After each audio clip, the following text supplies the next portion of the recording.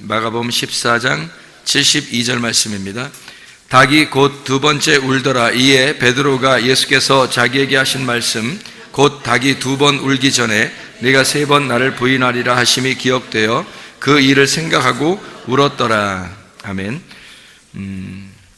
마가복음 14장에 지금 72절을 우리가 같이 읽었는데, 마가복음 14장에는 어떤 내용들이 같이 있다고요? 향유값 깨트린 여인에 대해서 마가복음 14장 3절부터 9절에 향유값 깨트린 여인이 나옵니다. 그런가 하면 성경에서는 열왕기상 17장에 어떤 여인이 나오냐면 빵 하나의 빵을 만들어서 먹고 죽겠다고 하는 사르밧 과부가 나오죠. 그렇죠? 똑같은 여인인데, 또 요한복음 4장에 보면 사마리아 여자가 나오죠. 그 남편이 있었는데 남편이 자기 남편이 아니다 라고 이야기하면서 남편이 없는, 다시 말하면 그 남편이 5명 있었고 또 6번째 남편도 자기 남편이 아닙니다 라고 왜 그렇게 얘기하냐면 씨를 전달해 주지 못하는 남편이기 때문에 씨 없는 남편입니다. 그래서 남편이 없습니다 라고 고백했던, 그러니까 씨를 찾아, 남편이라는 씨를 찾아 나온 여인, 사마리아 여자가 하나 나옵니다. 그렇죠? 그래서 남편이 없는 여자가 나오죠. 사마리아 여자. 요한복음 4장에 나와 있는 말씀입니다. 그런가 하면 이제 누가복음 1장에 보면 마리아라고 하는 여자는 사내를 내가 알지 못하는데요 라고 이야기하죠. 사내를 알지 못하는데요 라고 하는 말은 씨를 줄 남자가 없는데요 라는 얘기죠. 그런 마리아에게 성령으로 잉태돼서 예수님이 이제 잉태가 되고 출산되는 그런 역사가 일어나는 거죠.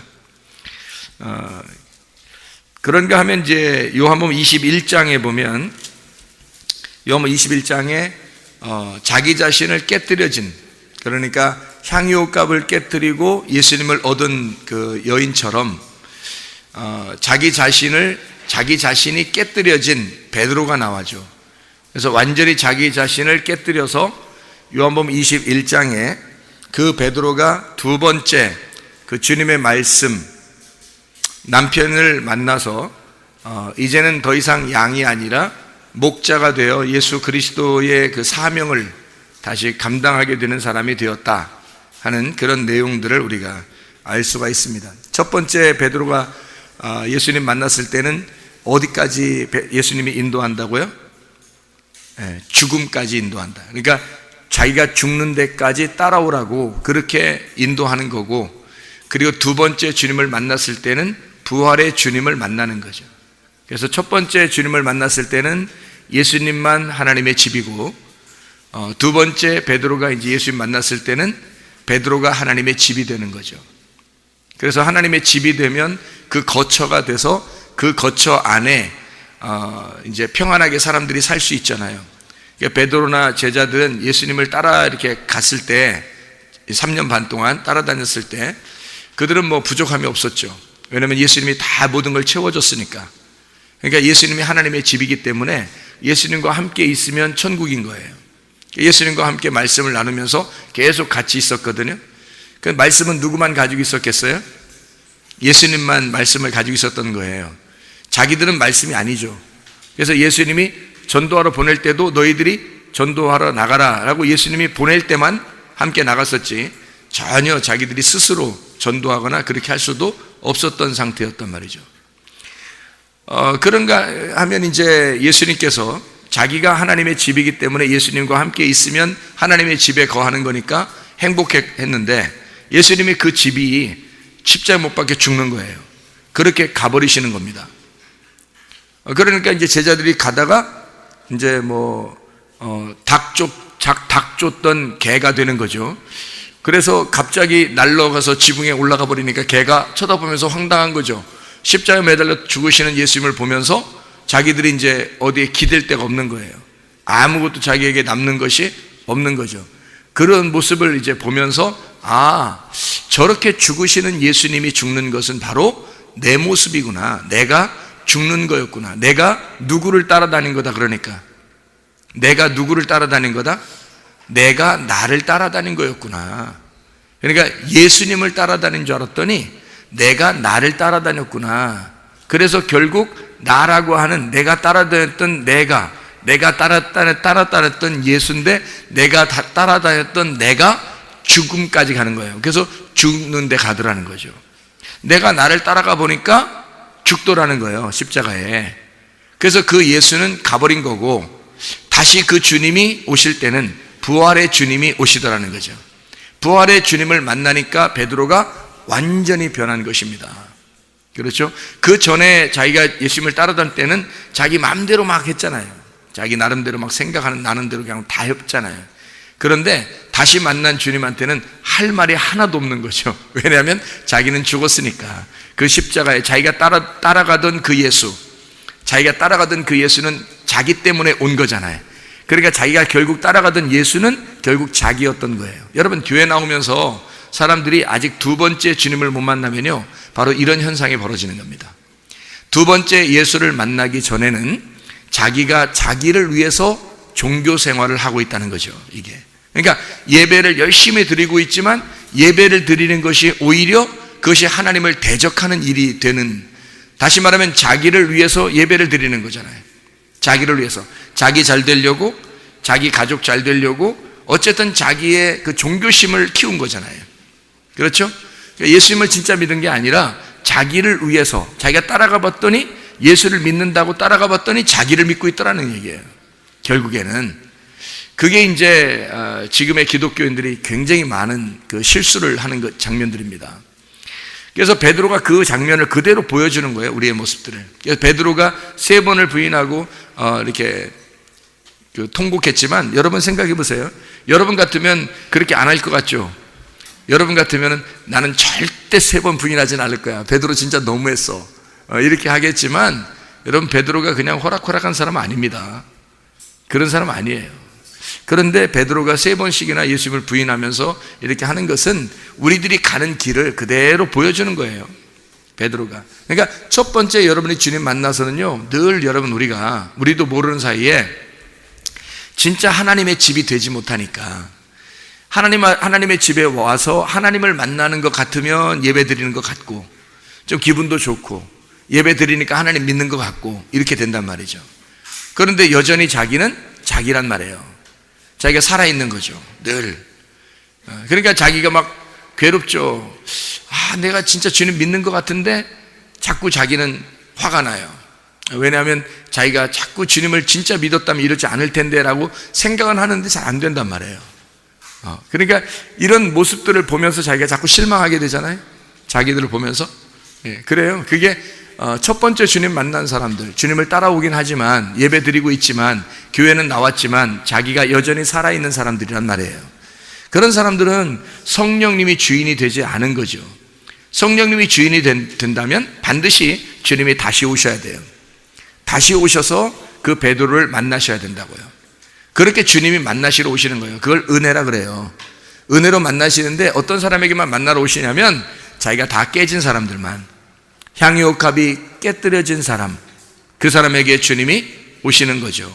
주의 복음이 전파되는 곳에도 이 여자는 반드시 이 여자의 행한 것이 전파되어야 된다.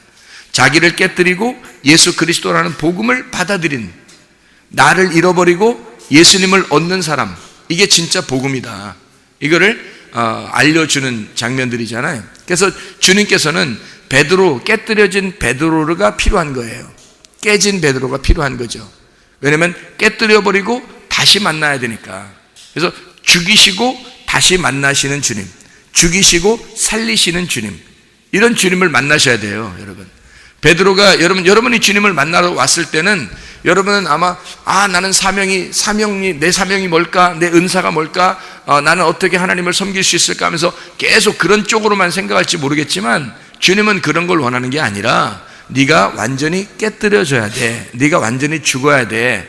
그러면 내가 다시 너를 찾아갈 거야. 네가 죽어버리면 내가 다시 너를 찾아갈 거야. 찾아갈 때는 부활의 주님을 만나게 된단 말이죠.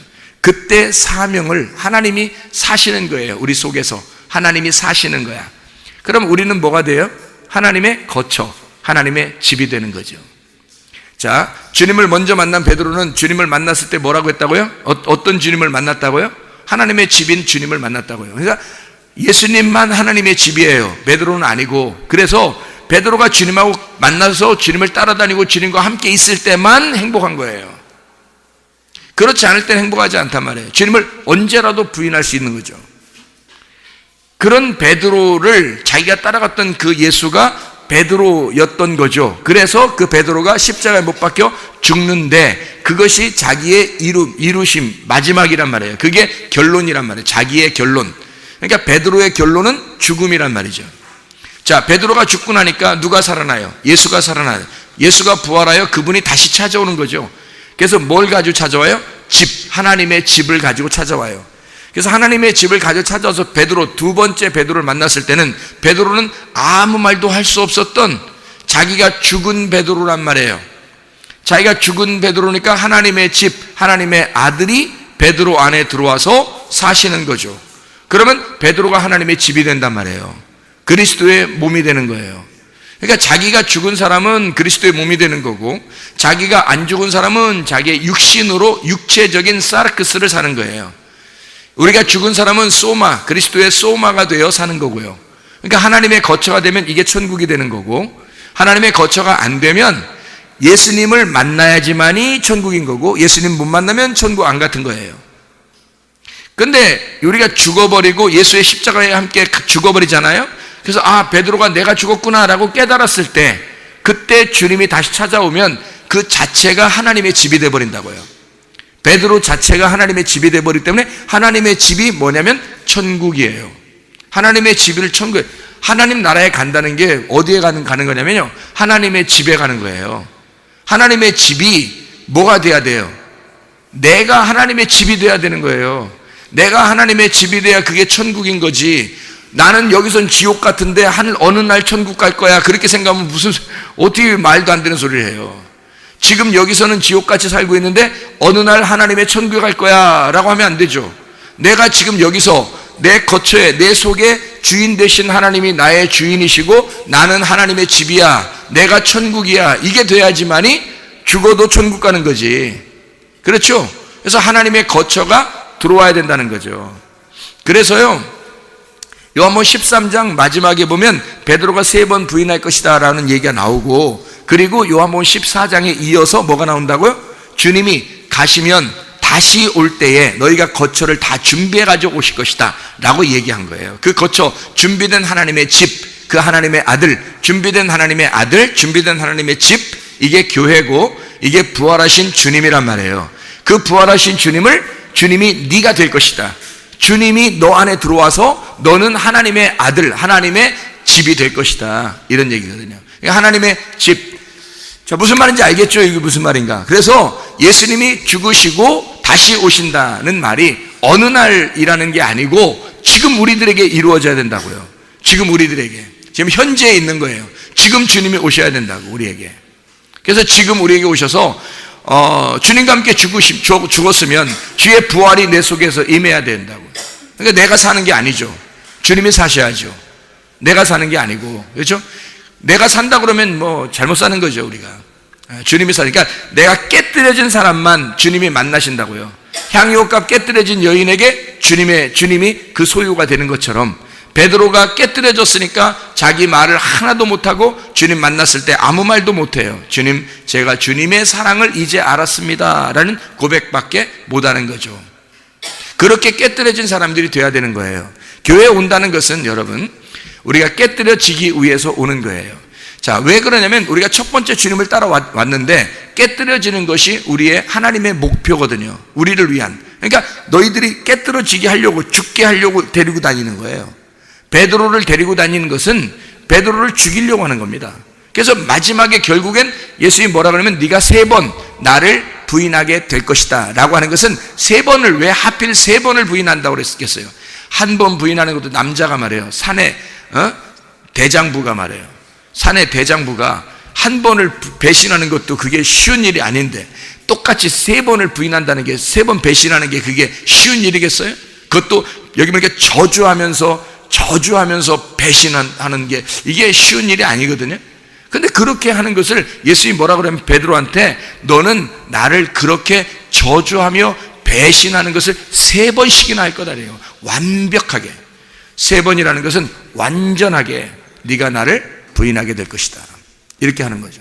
왜 그랬을까요? 그때 베드로가 뭐 팔팔 뛰죠. 난 절대 그럴 사람이 아닙니다라고 하겠지만 주님은 그게 너의 과정이야.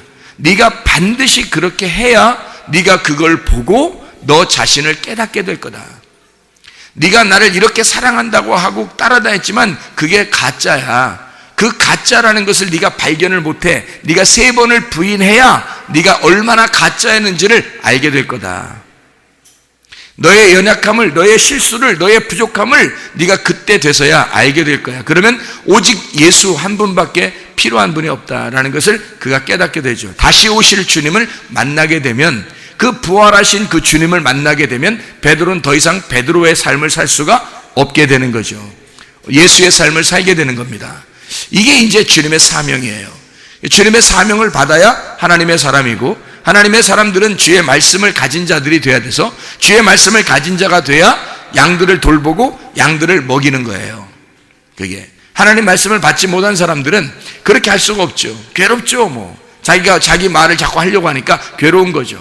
그러나 주님의 말씀을 하려고 그러면 이거 뭐 얼마나 좋은 일인지 몰라요. 얼마나 쉽고 기쁘고 행복한 일인지 모르죠. 하나님께서 그렇게 말하고 싶은 것들을, 자기 양들에게 말하고 싶은 것들을 그에게 부탁하는 겁니다. 베드로에게. 주님이 베드로 안에 들어가셔서 베드로를 하나님의 집을 삼고 베드로가 살 때 그 하나님의 말씀을 가지고 사는 것은 천국이에요. 그래 얼마나 행복하겠냐고요. 하나님 말씀이 있으면 그냥 영원한 천국이죠. 그렇게 살아가도록 만들어 겁니다. 그러니까 베드로가 막 어렵게 힘들게 괴롭게 살게 하는 게 아니고 하나님의 말씀으로 기뻐하게, 하나님의 말씀으로 기뻐하는 것이 힘이 되도록, 그게 능력이 되도록 하나님의 말씀이 함께하는 거죠. 그 임마누엘 되신 그 하나님, 그 베드로와 함께하면서 양들을 돌보고 양들에게 자기의 말씀을 먹이는 겁니다. 이렇게 살아가도록 만드는 것은 반드시 깨뜨려진 자를 세워서 하나님이 만나시는 거예요, 여러분. 그래서 자기가 죽은 사람들만 주님 만나니까 교회 오면 죽기로 각오하고 교회로 오셔야 돼. 그리고 말씀을 들을 때 자기가 죽으셔야 된다는 거죠. 어떻게 할 때 그가 깨달았어요? 죽었다는 사실을 언제 깨달아요? 아, 내가 이렇게 죽은 무덤이구나라는 걸 어떻게 깨달았대요, 베드로가요? 2번 닭 울음소리가 들렸을 때, 재차 다시, 그러니까 10계명도 2번을 줬다 그랬죠? 10계명도 2번을 줘요. 예수님이 가늠한 여자, 요한복음 8장에 가늠한 여자를 위해서 바리새인들이 가늠한 여자 잡아와가지고 막 죽이네 살이네 막 할 때 그때 몇 번 글씨를 써요? 2번의 글씨를 쓴다고요. 2번의 글씨를 쓴다고요. 10계명을 줄 때도 첫 번째 10계명 준 거는 깨뜨려버리고 2번째 다시 깎아오라고 해서 2번째 10계명을 준다고요. 그것이 이제 법궤 안에 들어가 있는 거죠. 그래서 주님은 2번 이렇게 말씀하시는, 항상 성경에서 보면 2번의 말씀을 꼭 하셔요. 그리고 성경에 이제 쌍둥이가 있잖아요. 쌍둥이가 왜 있는 거예요? 한 말씀인데 한 뱃속에 한 말씀 안에 2개의 말씀이 들어있는 거예요. 2개의 말씀. 그래서 2개의 말씀인데 첫 번째 장자를 선택해요, 차자를 선택해요? 차자를 선택해요. 반드시 쌍둥이는 2번째 아들을 선택합니다. 왜 그럴까요? 첫 번째 아들은 깨뜨려져야 할 말씀이니까 그런 거예요. 깨뜨려져야 할 말씀, 율법이니까 그런 거고요. 2번째 아들은 깨뜨려지지 않아야 할 진리의 말씀이기 때문에 그렇습니다. 그래서 2번째 아들을 반드시 선택을 하는 거예요, 성경에서는요. 이게 이제 하나님의 의도, 뜻이죠. 그러니까 이런 성경을 깨닫고 이제 성경을 보면, 아, 왜 닭을 꼭 2번 울어야 되나 이렇게 생각하는 의문이 풀리는 거죠. 닭이 꼭 2번 울어야 하는 것입니다. 닭이 2번 울 때 그 2번째 우는 그 닭 소리에 깨서 그 소리, 그 악소리 나는 그 통곡하는 그 소리 때문에 베드로가 가슴이 찢어지고 깨어나는 겁니다. 살아나는 거예요. 드디어 그 속에 있는 무덤과 같은 그 생각이 벗어지는 거죠. 이게 열리는 겁니다. 이게 살아나는 역사예요. 그렇게 돼야 하나님의 사람이 되기 때문에 그렇습니다. 여러분, 하나님의 사람이 된다는 것은 2번의 닭 울음소리를 들으셔야 합니다. 두 번의 닭 울음소리를 들어야 그때 하나님이 우리를 살리는 것을 알게 되는 거거든요. 자, 우리가 오늘 주보를 한번 보면요, 여기에 두 번 주님을 이렇게 만난 사람이 있는데요. 누가 있느냐면 사사기 16장에 누구누구가 나오겠어요? 내용을 보니까 주보를 읽어봤을 거 아니에요. 이 주보 읽어본데 이 내용이요, 좀 어렵습니다. 오늘 이렇게 쓴 것은 좀 어렵게 쓴 것 같아요. 제가 봐도 이렇게 뭐는 뭐다 이렇게 딱딱딱 이렇게 써놨기 때문에 내용을 이렇게 글씨로 쭉 이렇게 내용을 이렇게 쓰면 좋겠는데, 이건 뭐는 뭐다 이렇게 썼기 때문에 좀 어려울 수 있습니다. 제가 봐도 이렇게 좀 어렵네요. 보니까 왜 이렇게 어렵게 썼나 생각하는데, 사사기 16장 이 내용이 우리가 아는 유명한 내용이에요. 이거를 우리가 좀 알면 이렇게 되었구나, 내용이. 이거를 깨닫게 되는 거죠. 이게 삼손과 드릴라에 대한 이야기거든요. 삼손과 드릴라 아시죠, 여러분? 이 삼손과 드릴라, 삼손이라는 이름이 어떤 이름이냐면 태양이라는 이름이에요. 태양. 삼손이라는 이름이 태양이라는 이름입니다. 실제로 태양이라는 이름도 있죠, 사람들. 남자 이름 중에서 태양이라는 이름도 있잖아요, 그죠? 근데 이 삼손이라는 이름이 태양이에요. 근데 우리나라 이름, 진짜 이름, 남자 이름 태양이라는 이름도 있는데, 그런 태양이라는 이름을 갖다가 바꾸어서 삼손, 그러면 누가 좋아하겠습니까? 삼손 그럼 별로 안 좋아하죠, 그죠? 삼손, 사손, 오손 뭐 이렇게 안 좋아합니다. 그런데 이 삼손은 태양이라는 이름인데, 근데 이제 드릴라라는 이름은 또 특이한 이름이에요. 이 드릴라라는 이름은 밤의 여왕이라는 이름이고요. 밤의 여왕, 드릴라. 이게 데릴라라는 건데, 이게 나른해진다. 사람 이름을 그렇게 짓는 사람이 어디 있어요?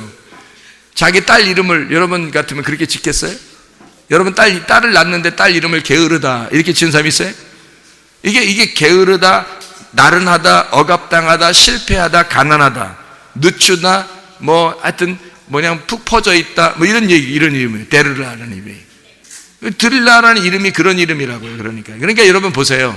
삼손과 드릴라는 둘이 지금 완전히 잘 만난 케이스예요? 잘 못 만난 케이스예요? 잘 못 만난 케이스예요. 삼손은 뭐라고요? 태양과 같은 거고, 이 데릴라는 어떤 여자? 나른해지고 억압하고 가난하고 실패하고 어두운 밤의 여왕이란 말이에요. 그러니까 태양이 밤의 여왕을 만나 작살나는 장면입니다. 이게 사사기 16장에 있는 내용이거든요. 무슨 말인지 알겠어요? 태양과 같은 하나님의 아들들이 밤의 여왕을 만나면 작살나는 겁니다. 무슨 말인지 아시겠죠? 그래서 이 삼손이 드릴라를 만나서 나태해진다라는, 이게 이제 잡혀먹은 겁니다. 그러면 이게 뭐를 설명하려고 했겠어요? 여기 사사기 16장에 드릴라가 삼손의 머리털을 이렇게 밀었다는 말이 나오죠. 여러분, 삼손이 머리가 길었다고 여러분 성경에 나오잖아요. 그럼 이 삼손의 머리가 길었는데 머리를 갖다가 머리에서 힘이 나오니까 머리카락에서 머리가 이제 우리가 몸이 있고 머리가 있으니까 머리가 그리스도거든요. 이 머리, 하나님의 능력은 머리에 있어요. 그리스도에게 그 머리털이 있는데, 삼손이 이제 머리털 이렇게 여기서 힘이 나오니까 힘을 많이 쓰는 사람이었는데, 힘이 많이 썼는데, 근데 여자가 머리를 갖다가 확 밀어버리니까 이렇게 힘이 쭉 빠져버렸거든요. 그러면 여러분 여기서 삼손 머리털이 몇 개예요? 삼손 머리털이 몇 개 있었던 거예요? 머리털이 얼만큼 있어야지 힘이 센 거야. 머리털이 7개 있어야 힘이 센 거예요. 근데 머리털이 7개를 밀어버렸거든요. 7개 밀어버리는 거예요. 여러분, 머리만 감아도 7개 나갑니다. 여러분 생각해 보세요. 머리 감을 때, 아침마다 머리 감을 때 7개는 금방 빠져요. 여러분, 그렇지 않아요? 그러니까 삼손의 머리털을 갖다가 7가닥을 밀었다? 희한하잖아요. 이게 7개 정도는 뽑는 거예요. 1도 아닙니다. 7개. 그래서 근데 7개를 갖다 밀었다 그러면 어떤 식으로 밀어야 돼? 뭐 바리깡 같은 거로 막 이렇게 가위 같은 거로 막 7개를 갖다 팍 이렇게 밀었던 것 같아요? 이상하잖아요. 그러니까 성경의 머리라고 하는 건 이 권위, 하나님의 능력을 의미하는데, 여기서 7가닥이니까 7이란 말이에요. 언약의 말씀을 얘기하는 거거든요. 그러니까 언약의 말씀을 끊어내는 거예요, 여자가. 그러니까 하나님하고 아담도요, 이렇게 하나님이 언약, 약속을 했잖아요. 근데 누가 선악과를 먹였어요? 여자가 먹였어요, 아담에게. 그리고 여자 하와는 누가 먹였어요? 뱀이 먹으라고 얘기했어요. 뭐 먹인 건 아니야. 근데 이제 뱀이 뭐 입으로 이렇게 따가지고 주고 이렇게 먹어라 뭐 이렇게 한 건 아닌데, 여자가 이제 따서 먹었단 말이에요. 그리고 남자에게도 줬단 말이죠. 그러니까 이것을 따는 순간 이 언약이 깨지는 거잖아요. 그죠? 하나님과의 언약이 깨진다고. 이게 따서 먹는 순간 이 언약이 깨졌는데, 그것처럼 이 데릴라라는 여자를 통해서 삼손과의 하나님과의 언약을 깨버리는 겁니다. 이게 7개 언약이에요. 7 언약. 하나님의 7 말씀, 이 언약, 완전한 하나님의 말씀을 깨버렸다 이 말이에요. 이 말이요. 그래서 그 언약을 깨버렸어요. 그 머리털, 이게 로쉬입니다. 이게 머리털이라기보다 머리예요, 머리. 로쉬라는 말이 머리거든요. 우두머리, 머리. 여러분, 베레시트, 이게 창세기 1장 1절에, 창세기 1장 1절, 처음, 성경책의 처음 단어가 뭐냐면 베레시트예요. 원래 언어, 베레시트의 어근이라고 할까요? 그게 로쉬입니다. 머리. 머리라는 게, 그래서 머리가 있는 거, 창세기 1장 1절 첫 번째 단어가 베레시트인데, 그게 단어가 머리라는 단어거든요. 그러면 머리라는 단어가 주를 이루는 건데, 그게 첫 번째 나왔으니까 나머지는 다 성경책은 뭘 만들려고 한 거예요? 몸을 만들려고 했던 거예요. 머리가 몸을 찾아다니는 거예요. 그래서 몸을 찾아와서 몸을 죽이고 새로운 몸, 그러니까 옛 성전을 죽이고 새로운 성전을 만들어내는 것이 하나님의 목적이에요. 성경에 만드는 목적이란 말이에요. 그래서 머리털을 로쉬라고 그래요. 그걸 밀고라는 말이 황폐하게 한다는 말입니다. 그러면 황폐하게 7가닥 정도 빼서 무슨 황폐해져요? 막 가위로 등수 다 잘라놔야지 황폐해지지. 근데 7가닥을 자른단 말이에요. 괜히 그렇게 말하는 게 아니라 7이라는 게 쉐바라고 해서 완전 숫자입니다. 예수님과의 언약, 하나님과의 언약이에요. 그걸 끊어내는 거예요. 자, 이해가 되겠습니까? 그러면 하나님과의 언약만 끊어내면요, 능력은 다 사라집니다. 사람이 이렇게 능력 있는 건요, 뭐 기도 오래 했다고 능력 있는 거 아니고, 금식을 오래 했다고 능력 있는 게 아닙니다. 성경에서는 진짜 주님 안에서 기뻐하는 것이 능력이라 그래요. 느헤미야 8장 이제 8절부터 10절까지의 말씀에 보면, 하나님의 말씀을 그들이 깨닫고 그들이 주님 안에서 기뻐하는 것이 너희의 능력이다, 너희의 힘이다, 이렇게 이야기하죠. 하나님 안에서의 기쁨이 그게 힘이에요. 그런데 사람들은 생각하기를 기도를 내가 열심히 해야지 능력을 받는다, 또는 내가 열심히 금식을 해야 능력을 받는다고 생각하는데, 하나님의 능력이라고 하는 건 여러분을 통해서 뭘 해내려고 하는 게 아닙니다. 하나님이 직접 다 할 수 있어요. 여러분은 뭘 해야 되냐면 하나님 안에서 기뻐하는 겁니다. 하나님 안에서 기뻐하는. 그러니까 공부하는 학생들한테도 니네 말이야 나중에 성공하고 나중에 웃으려면 지금 니네 눈물 흘릴 만큼 열심히 해야 돼, 뭐 이런 사람들 있잖아요. 그것도 그렇게 바람직한 얘기는 아니에요. 아니, 공부를 행복하게 하는 나라들도 있는데, 그렇잖아요. 이 세상엔 공부를 행복하게 하는 나라들도 있어요. 그러면서도 돈을 많이 버는 나라들도 있습니다. 그런데 공부를 갖다 우리보다 더 열심히 하는 나라들도 있어요. 그런데도 불행한 나라들도 있습니다. 이건 다 이게 똑같은 밸런스를 유지한 게 아니에요. 이런 것들, 이 세상에 있는 것들은 어차피 무질서가 질서란 말이에요. 하늘의 질서가 아니기 때문에. 그렇잖아요. 그걸 갖다가 뭐 그렇게 대단한 것처럼 이렇게 얘기한다는 것도 좀 이상하죠, 어떻게 보면. 그러니까 지금 공부하는 아이들한테도 사실은 그래요. 지금 공부하는 아이들한테도 너희가 지금 행복하냐? 너 지금 사는 게 행복하는가? 자, 남편과 아내, 결혼한 사람들한테 자신들한테 물어보는 거죠. 당신은 정말 행복하십니까? 지금 나 어느 날 천국 갈 때 행복할 거야. 그럼 지금 엄청 불행하다는 얘기인데 좀 참아보겠다는 얘기 안 해요. 지금 엄청 불행한데 한번 참다 보면 어느 날 뭐 좋은 일이 있겠지, 뭐 이렇게 생각하는 거 아니에요. 지금 왜 불행하게 사냐고요? 왜 불행하게 사냐고. 부부가 행복하게 사는 게 기쁨이잖아요. 주님 안에서의 능력이 뭐냐고요. 주님 안에서는 기뻐함이 그게 능력이라고요. 그게 힘이고 그게 즐거움이라고요. 그게 삶이라고요. 학생들은 공부하면서도 기뻐할 수 있어야 되고, 가정에서는 가정에서 행복하고 기뻐할 수 있어야 되는 거예요. 늘 이렇게 웃는 것이 기쁨이라, 그게 행복이고 그게 힘이라고요, 여러분. 근데 그걸 몰라요. 그러니까 막 인상 팍팍 써가면서 능력이 휙 나가야 능력 있는 줄 아는데 그 능력 하나도, 그 능력 아니에요. 성경에서의 능력은 하나님 안에서 기뻐하는 겁니다. 주님 안에서 기뻐하는 거, 이게 능력이지 뭐예요. 그게 천국이죠. 진짜 천국을 살아가는 게 그게 능력이지. 그렇잖아요. 그러니까 주님 안에서 살아가는 거예요. 그러니까 밤의 여왕을 만나서 언약이 깨지거나 또는 어둠으로 이 태양의 빛을 잃어버리면요, 그러면 그게 지옥이 되는 거예요. 근데 그렇게 이 땅에 오셔서 나그네로 사신 분이 계십니다. 그분이 누구냐면 예수 그리스도셔요. 이 땅에 데릴라 같은 인간들을 위하여 주님이, 태양 같은, 삼손 같은 그 주님이 이 땅에 오셔서 자기의 머리카락을 다 7가락을 이렇게 끊어내면서 자기를 갖다가 이렇게 이 땅을 위해서 희생하고 죽는 그런 분이 계셨어요. 그분이 바로 예수 그리스도십니다. 이게 언약의 말씀을 얘기하는 거예요. 언약의 말씀. 그거를 끊어내니까 자, 어떻게 됐어요? 그 능력, 이게 뭔가 이런 게 능력이 아닌 거죠. 언약입니다. 하나님의 말씀 안에 있는 것이 언약이고 그게 기쁨이고 그게 우리한테는 천국인 거예요. 지금 우리에게, 우리 마음속에 진짜 천국을 사는 사람이 있고, 어떤 사람은 지금은 불행하고 지옥 같은 삶을 살지만 어느 날은 그런 날이 올 거야 라고 생각할지 모르지만 지금 천국 살으셔야 됩니다. 다른 사람들, 아니 내 남편 때문에 난 천국 못 살아요, 내 아내 때문에 천국 못 살아요, 내 자식 때문에 천국 못 살아요, 그렇게 할 필요도 없어요. 왜냐하면 천국을 사는 것은 본인의 문제예요. 내가 죽으면 천국 살 수 있는 겁니다.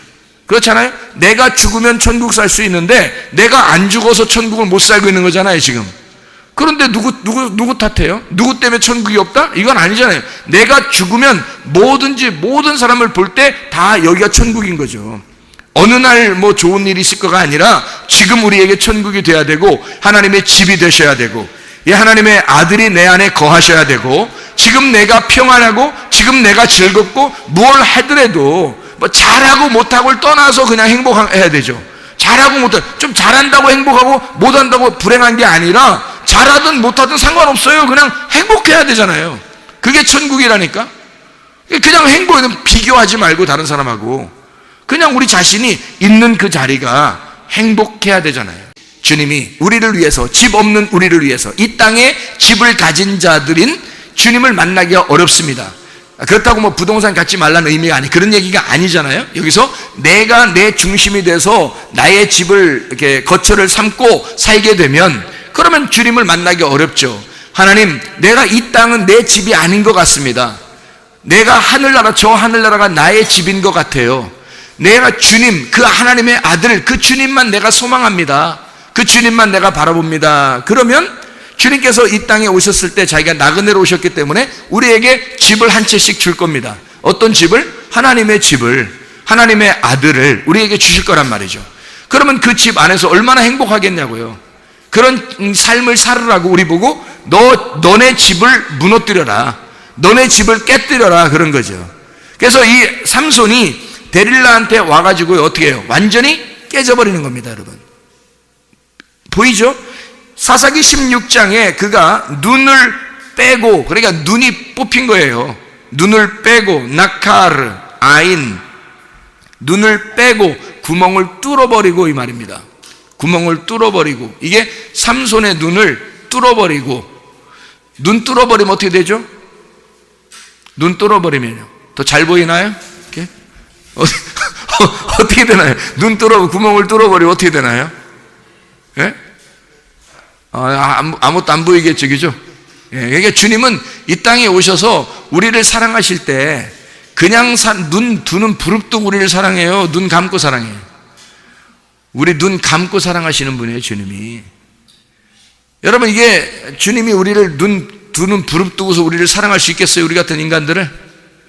예수님이 오셔서 그냥 눈 감고 사랑하시는 거예요. 그게 편하니까. 그게 눈 감고 사랑하시는 거예요. 두 눈을 빼고, 나카르 아인, 구멍을 뚫어버리고, 노줄, 네호쉐트라는 게 노뱀이거든요. 노뱀이 되셔서, 이 말이에요. 주님이 노뱀이 되셔.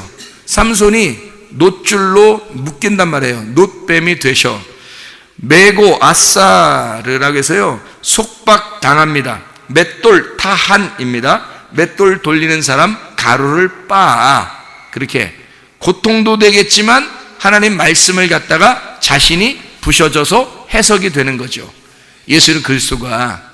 자, 세상에서 소경이 되고 세상에 멍에를 메고 살아갈 수밖에 없는 우리 인간들의 모습을 여실히 누가?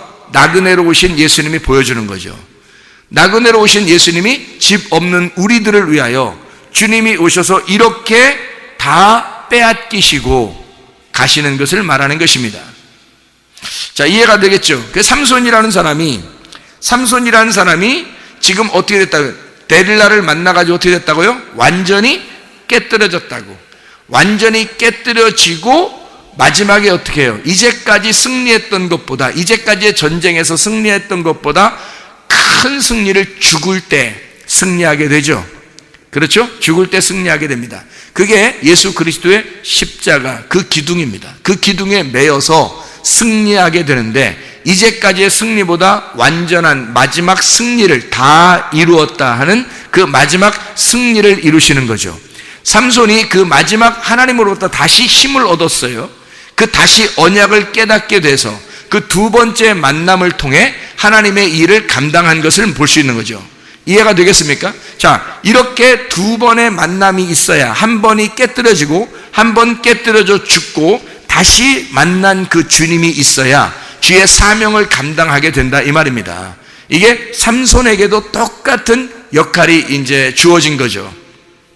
그러니까 이 땅에 소망이 있겠어요, 없겠어요? 없죠. 그러니까 디모데전서 6장 17절부터 19절에 너희가 돈을 사랑하지 마라. 만약에 돈을 가지고 있거들랑 선한 하나님의 일을 위해서 살아라. 이 땅을 위해서 살지 말고 하늘을 위해서 소망 가지고 살아가는 사람들이 되어야 된다, 그 말입니다. 이해가 되겠죠? 무슨 말인가? 그러니까 우리가 이 땅에서 가장 자기가, 저도 이렇게 다녀보니까 돈만 있으면요, 진짜 사람들 편하게 살 수 있는 방법들이 많이 있더라고요. 돈만 있으면. 그런데 그것을 우리 그리스도인들이 막 추구해 나가면 안 될 것 같아요. 그건 이 땅에 소망 가진 사람들이잖아요. 이 땅에 소망 가진 사람들은 돈이면 최고가 되겠죠. 그것은 비교해도 끝이 없어요, 여러분. 그런데요, 진짜 하나님의 사람들은 하늘의 소망을 가지셔야 합니다. 하늘의 소망을 갖고 우리가 이 땅 살아갈 동안에 내가 지금 내 소망이 하늘에 있으니까 이 땅에 있는 나의 것들은 다 주님이 주신 거다. 주님이 주신 선물이다. 그래서 주님이 주신 선물을 내가 어떻게 하면 알뜰살뜰하게 내가 살아갈 수 있을까라고 생각을 해야 되겠죠. 여러분, 한 달 이렇게 일하면 뭐 받아요? 한 달 일하면 월급 받아요. 일주일 일하면 뭐 받아요? 주급 받아요. 하루 일하면요, 일당 받아요. 한 달 일하면요, 월급 받죠. 그 월급 받는 것이 사실은 여러분 월급을 받으니까 막 기분 좋죠. 그리고 직장에 가가지고 돈 많이 받는 직장에 나 됐다 그러면 우리 자식이 말이야 공부 열심히 하고 잘하더니 말이야 좋은 직장 가가지고 월급을 많이 받는 그런 회사에 들어갔어 하면 여러분 그 부모들의 그 자랑거리가 되겠죠. 자랑하고 싶어요, 안 싶어요? 자랑하고 싶겠죠. 그럼 왜 자랑하는 거예요? 돈 많이 번다고 자랑하고 싶다는 거죠. 그렇죠? 그러면 그 돈을 버는 게, 자, 한 달에 100만 원을 버나, 한 달에 1000만 원을 버는지, 자, 어떻게 돈을 버는 그 돈이 말이에요? 뭔 거예요? 한 달 동안 일한 것은 어떻게 한 거 된 거예요? 한 달 동안 일한 걸 가지고 돈을 받은 거니까 그 돈은 뭐 하고 바꾼 거예요? 뭐 하고 바꾼 거예요? 지금 돈을 많이 받았든 적게 받았든 지금 우리가 얼만큼 했으니까 그걸 준 거 아니에요? 그러면 그 얼만큼 그 뭐 한 거가 뭐냐고요, 그게? 나의 생명하고 바꾼 겁니다. 그게 돈이 그냥 돈이 아니라 나의 생명하고 바꾼 돈이란 말이에요. 이해가 되십니까?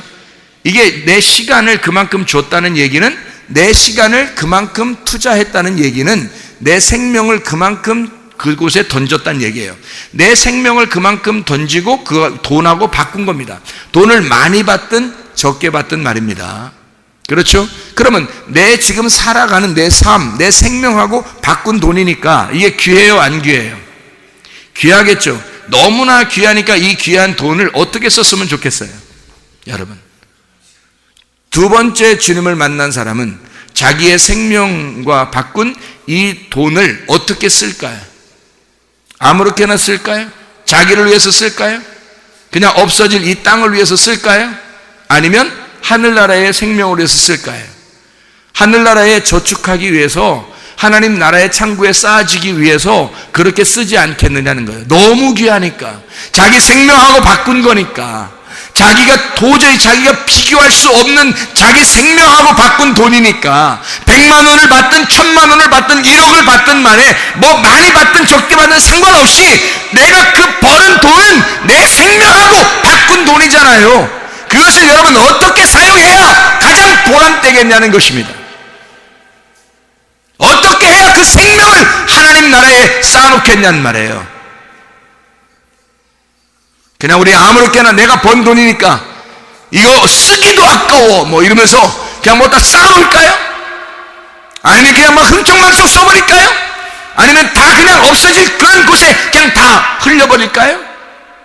아니면 내 생명하고 바꾼 그 돈을 하나님 나라를 위하여, 영혼의 때에, 영혼의 나라에, 그때 하나님 앞에 보상받기 위하여 거기에 투자할까요? 이미 하나님의 사람들은 그렇게 사는 사람들이 꽤 많습니다. 하나님의 사람들은요, 이 땅에 흥청망청 그냥 자기를 위해서 그렇게 내 생명과 바꾼 그 아까운 그 가장 귀한 그 돈을 아무렇게나 쓸 수 없는 거죠. 가장 중요한 곳에, 가장 소중한 곳에 사용하지 않겠냐 이 말이에요. 그래서 우리가 예배는 선교를 위해서 있는 겁니다. 선교는 예배를 위해서 있는 거고요. 그래서 우리 교회가 예배와 선교, 예배는 선교를 위해서 있고 선교는 예배를 위해서 있다. 우리는 선교사들처럼 그렇게 선교할 수 없습니다. 여러분, 여기에 한국에서 이렇게 사는 사람들은 선교사로 나가서 일하는 사람들만큼 할 수 없어요. 힘들어요. 어쩌다 한 번씩 가가지고 무슨 선교를 얼마나 하겠어요. 사람들이 자기는 뭐 거기 가가지고 엄청 무슨 선교하고 돌아왔다, 그렇게 못해요. 뭐 얼마나 했겠어요. 거기서 선교사님이, 현지인들이 그렇게 복음을 받아들이고 하나님의 일을 하는 거, 그거보다 우리들이 한 번씩 가서 선교하는 건, 그건 어떻게 할 수가 없는 거죠. 그들이 선교할 수 있도록 우리는 지원을 하는 겁니다. 기도로 지원하고 물질로도 지원해서 그들이 그렇게 선교를 아름답게 할 수 있도록 우리는 같이 협력을 하는 거예요. 그래서 보내는 선교사가 되는 거죠. 보내는 선교사가 되고 거기는 보냄받은 선교사가 돼서 함께 협력하는 겁니다. 우리가 뭘 가지고 얼마나 선교하겠어요? 그 못해요. 거기 선교사님들이 또는 거기 현지인 목회자들이 얼만큼 그 사람들에게 선교 활동할 수 있는지를 그들에게 지원하는 일들을 해야 되는 거죠. 그 일들을 위해서라면 여러분 보세요. 우리가 지금 우리의 가장 값어치는 내 생명하고 바꾼 물질들을 어디에다가 투자하는 게 가장 좋겠어요? 정말 하나님의 일을 위해서, 교회를 위하여 투자하는 거 얼마나 감사합니까? 예배를 위하여 투자하는 거 얼마나 감사해요? 하늘나라 소망 두고 우리가 선교를 위해서 투자하는 거 얼마나 감사합니까? 이런 일들이, 예배를 우리가 드리는 우리 사람들은 선교를 위한 삶을 살으셔야 합니다. 선교의 삶을 사는 사람들은 예배를 위해서 또 삶을 살아야 됩니다. 그러니까 예배는 선교를 위해서, 선교는 예배를 위해서 있는 것이다. 두 번의 주님을 만난 사람들은요, 주의 일들을 생각하게 됩니다. 내가 주를 위해서 어떻게 살아야 될까? 나를 위해서 사는 것이 아니라 주님을 위한 삶, 내가 죽고 그리스도가 살아서 살아가는 삶, 내게 하나님의 거처가 되어, 내가 하나님의 집이 되어 내게 오는 사람들이 그 하나님의 집에 평안히 쉴 수 있도록, 하나님의 말씀이 있는 그 집, 하나님의 집이 되어, 예수 그리스도가 있을 때는 예수님한테 갔을 때만 하나님의 말씀이 있었죠. 이제는 예수님이 부활 승천하셔서 우리에게 성령으로 오시고 그 말씀이 우리에게 다시 오셨을 때는, 부활의 주님이 다시 오실 때는 우리가 하나님의 집이 되어 많은 사람들이 그 집에 거할 수 있도록, 하나님의 말씀이 우리 속에 풍성할 수 있도록, 먹을 게 풍성할 수 있도록 하나님의 말씀을 우리가 준비하셔야 되고, 하나님 말씀으로 우리가 풍성해, 나 자신이 하나님 말씀이 있으면 그게 천국이죠.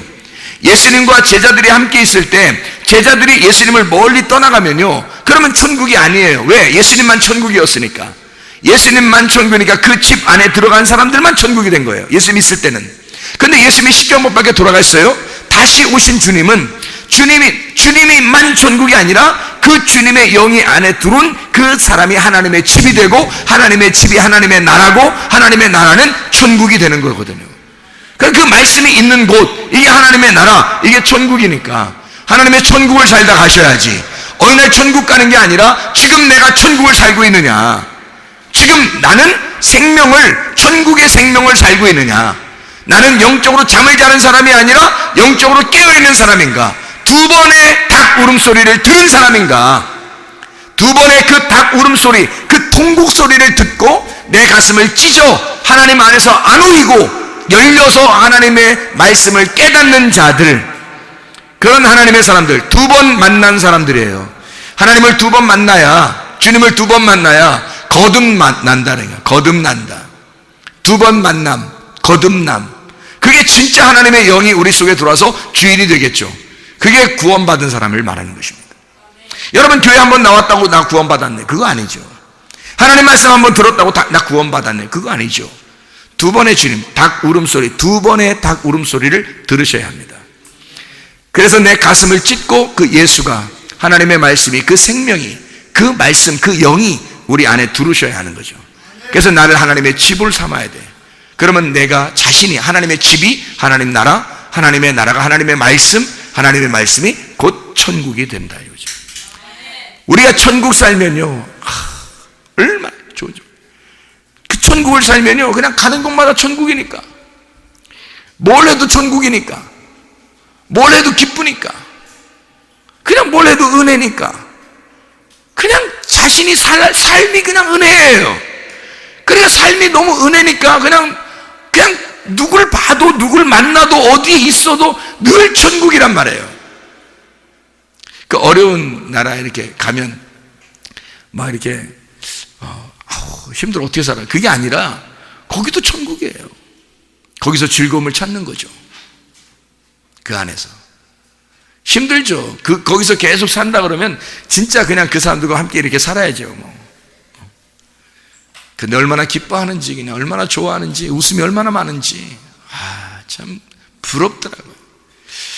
우리 한국 사람들이 피자를 자꾸 먹어야 된다 그랬죠.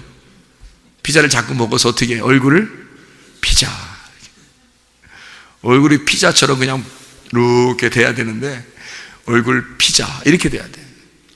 그 나라 사람들이 이렇게 보니 얼마나 웃음이 많고 즐거워하고, 가진 건 우리보다 가진 게 많지 않죠. 그런데도 너무 즐거워하고 행복해요. 왜? 비교의식이 없어요. 다 같이 가난하게 사니까. 비교하질 않아요. 다 가난하니까 자기들이. 얼마나 행복해하는지, 얼마나 기뻐하는지. 근데 제가 와서 한국 사람들이 이렇게 보면은 얼굴들이 왜 이렇게 화났나, 뭐 이런 사람들이 그렇게 보인단 말이에요. 왜냐하면 비교의식이 강하거든요. 한국 사람들이. 자기 결핍들이 강하거든요. 비교를 너무 많이 해요. 그러니까 불행하게 산다. 자기들이 얼마나 불행한가 이걸 생각한다고요. 근데 알고 보면 내가 얼마나 행복한가. 비교하지 않고 주님이 내 안에 거하시는가, 내가 천국에 살고 있는가, 나는 진짜 평안한가, 그런 행복한 삶들을 사셔야 합니다. 이렇게 깨뜨려진 사람만 주님이, 부활하신 주님이 찾아오셔요. 부활하신 주님이 여러분에게 찾아오시면 여러분은 주님의 사람이 됩니다. 하나님의 나라가 됩니다. 천국이 됩니다. 그 평안 안에서 살아갈 수가 있습니다. 그러면 여러분의 삶은 가장 아름다운 삶이 되겠죠. 진정한 그 두 번의 닭 울음소리를 듣고 살아가는 하나님의 백성들이 다 되시기를 바랍니다. 하나님 아버지의 사랑과 은혜를 감사드립니다. 하늘문을 열어 하나님께서 우리에게 찾아와 주셔서 아버지 말씀이 우리에게 심겨지고 주의 천국을 살아가는 주의 백성들이 다 되게 도와주시옵소서. 하나님 아버지, 우리가 늘 부족하고 연약함을 깨닫습니다. 실수하고 실패하고, 하나님 남과의 비교해서 좌절하고 어려워하고 힘들어하고 염려하는, 근심하는 사람들입니다. 그렇지만 우리 하나님, 우리가 주님께서 늘 우리에게 필요하고 오직 주님만이 나의 힘이시고 주님만이 우리의 능력이심을 믿습니다. 하나님, 주님 안에서 기뻐하게 하시고 주님 안에서 기뻐하는 그것이 능력임을 깨달아 하나님, 주 안에 평강의 그 천국을 누리다가 주님 만나게 도와주시옵소서. 예수 그리스도 존귀하신 이름 받들어 기도 올리옵나이다. 아멘.